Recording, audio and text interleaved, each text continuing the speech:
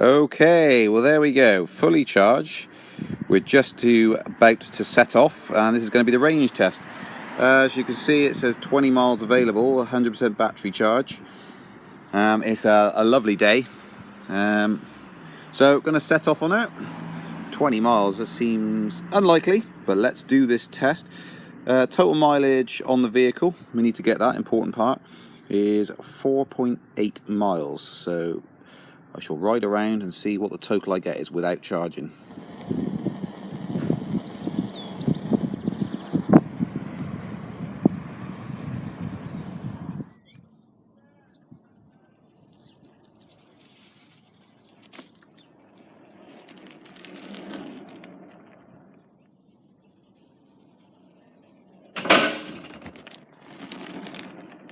Now those are something that I don't like going over. They do it, but it sort of confuses it a little bit. It goes a bit funky, same with the E Plus as well. They don't like cattle grids. But going well so far. Very nice ride. As I suspected, over bumpy pavements and ground, it's a lot harder to keep the unit dead upright. Definitely harder without leg support covers. And because of the grippier pedals, it's harder to readjust your feet. So what I'm used to doing is coming up, I'm going off road now, by the way. As you can see, it's turning from road to a fire trail, which is pretty bumpy. You can see stones and everything. What I used to do was come up to a curb, is I'd ride quite relaxed. Then when I come up to the curb, I'd slip my feet into the unit, pressure, jump up, and then relax again by moving them out. With this, it's you can't do that because it's too grippy, of course. So yeah, that's one thing. The technical side of it, sort of quick adjustment, is quite difficult. You have to sort of lift your foot off and shift it around. But the main advantage is in, you know, wet weather, they're going to grip. I've got very slippy shoes on intentionally, so they're quite smooth soles, and they're gripping absolutely fine. They're not going to even slip in the wet. So it's handling this gravel okay at the moment. I will feedback when I know more. Woo, okay, it's pretty nice ride, and interestingly I'm averaging 11 miles per hour at the moment, and I've stopped the film going over that cattle grid. I've chatted with a couple of people, so I'm stonking along. An average speed of 11 is pretty tasty.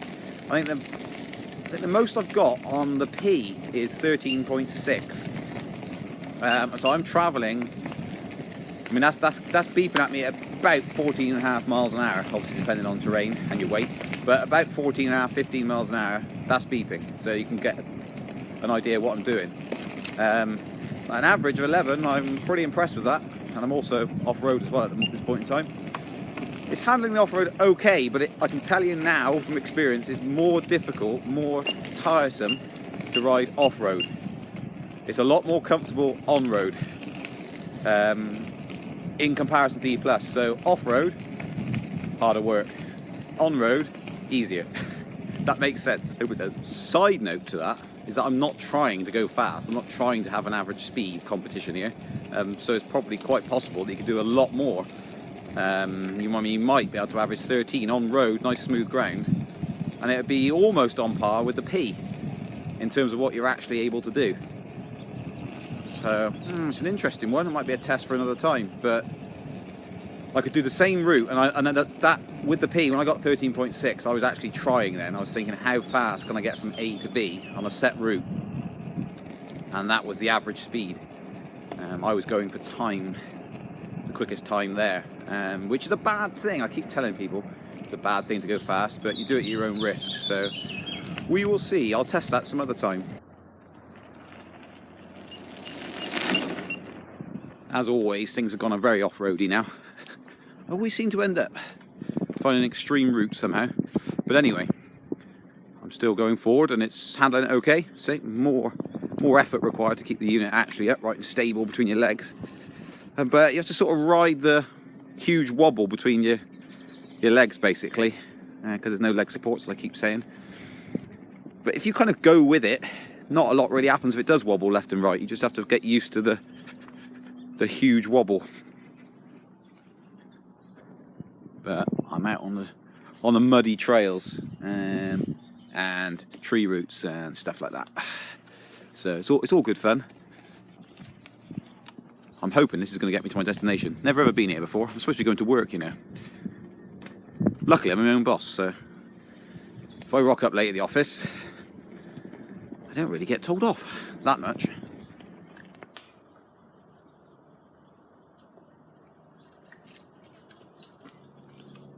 Woohoo! I'm not going to lose all my riding stats. Pick it up, no spin. No need to shut it off.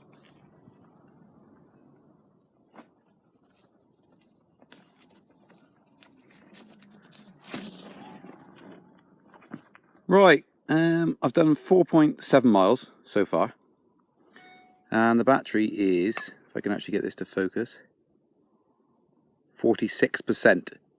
So is it going to do 20 miles? Yeah, right, is it? It's looking like it's going to be about the same as the E+, which is about right, because it's 310 watt hours. And the E+ has got 10 more watt hours than that, so yeah, so it's going to do 10 miles, I would have thought, approximately. But we will see. I'll carry on testing.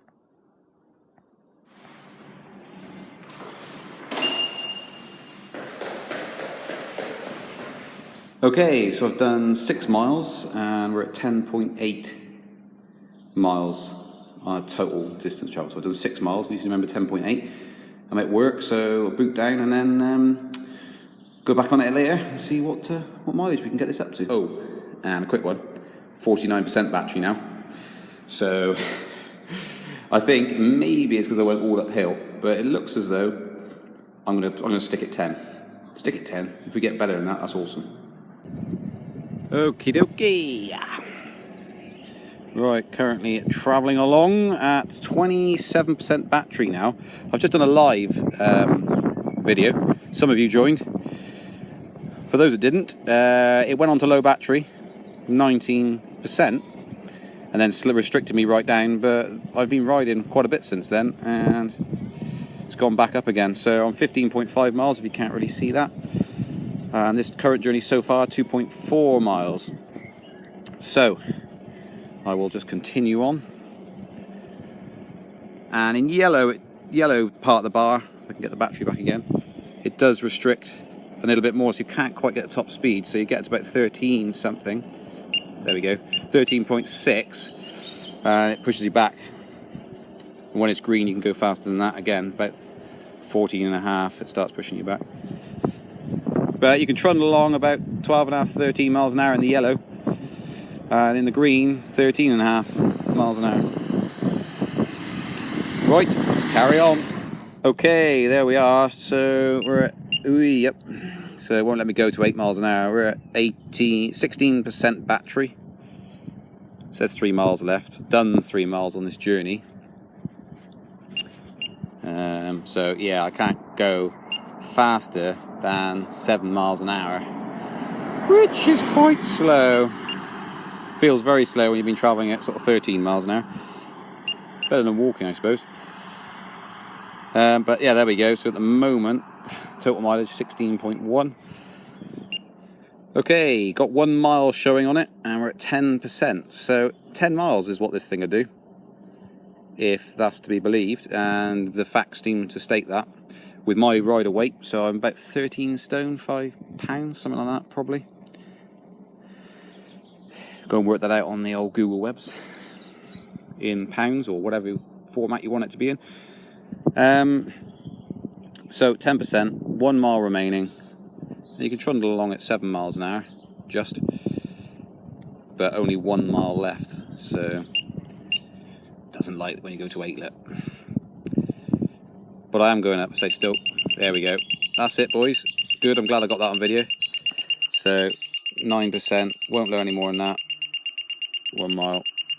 There we go. I wonder if I lock it, it'll stop beeping. Vibrating.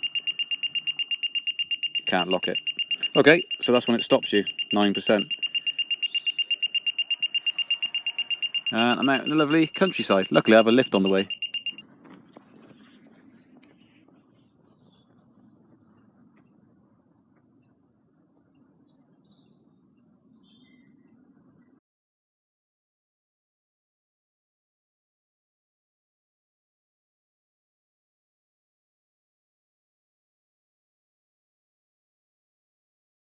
and that is the weight of the S2, kilograms.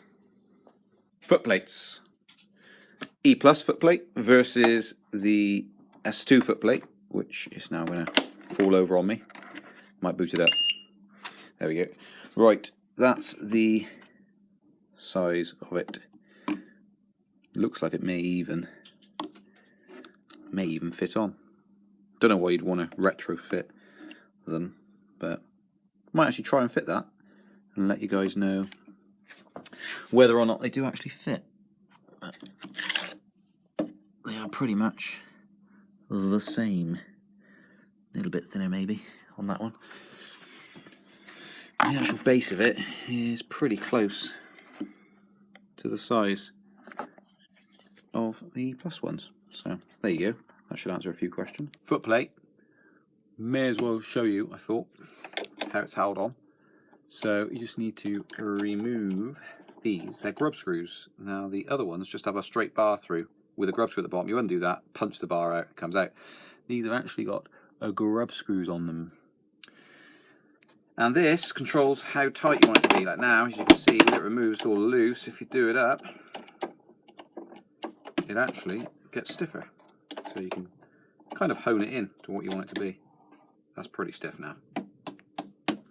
So you can just get it just right to what you want. You get the idea. Right, let's undo that. But do not lose these, of course. Otherwise, you won't be able to get spares because I haven't got any yet. Soon. Okay, and there's that side out. Both exactly the same size, see? Would appear to be. Yes, they are. Thought I was wrong for a second. Okay, and then we've got a bar through the middle of this that we need to get out. As far as I know. Oops, what am I doing? Oh no. I did have everything on standby. I presume it's the same size grub screw. It is. That's pretty tight in there. Okay, let's try that. There she goes. Right, what do we got? We've got a little plastic. And it is mildly tapered. I think it might just be a... maybe it's not tapered. That sits in that side. I presume there's another one on the other side. And this is the bar that actually has a flat edge on it. I don't know if you can see that. And there we go. There's the foot plate. Let's see. Yeah, it does come with a little plastic thing the other side as well. Okay, let's see. It's got to fit on, hasn't it? This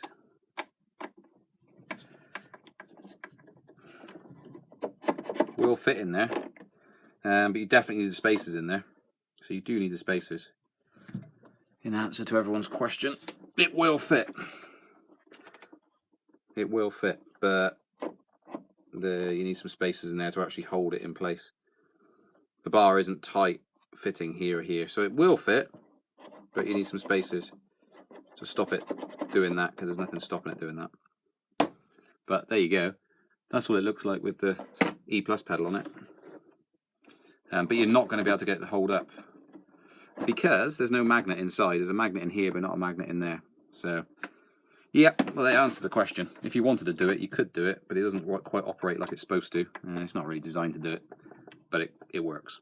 Anyway, don't need to show you the reassembly.